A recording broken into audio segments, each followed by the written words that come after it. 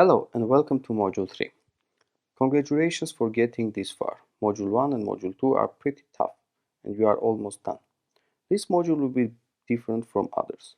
In this module you will concentrate more on projects rather than courses or learning. During this module you will concentrate on. You will get introduction to cloud infrastructure, bits of skills, and build your first real world project. Let's get started. By 2025, there will be over 100 zettabyte of data stored in the cloud. For you to know, 1 zettabyte is 1 million terabyte of data. 80% of companies use some sort of cloud. Here we will concentrate on most popular one, Amazon Web Services. You will know general architecture of that and some data engineering specific services. Also, in Thread 3, you will know Agile and Scrum. These are most widely used working methodologies.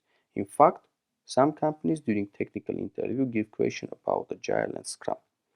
This is all that you need to learn during this course. So let's jump next to section where I will give you technical tasks for your project. And here we go.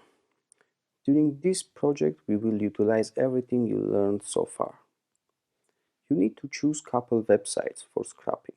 Those can be simple ones, no need to overcomplicate. Choose something that you like, maybe sport, maybe some games, etc.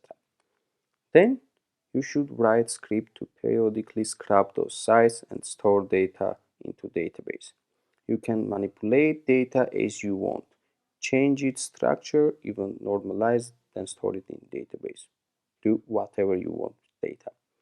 Next, write web server with Flask to create web interface to explore that data. Manipulate that, create, update, or add some additional stuff based on data you already have from scrapping. As much as you want, give freedom to your imagination. This is your real project. Try to version control all your code and use Docker to deploy your code in container. You will need at most 2 weeks to do that. I want to explicitly mention this is a self-assignment project. You are completely free to do it on your own way.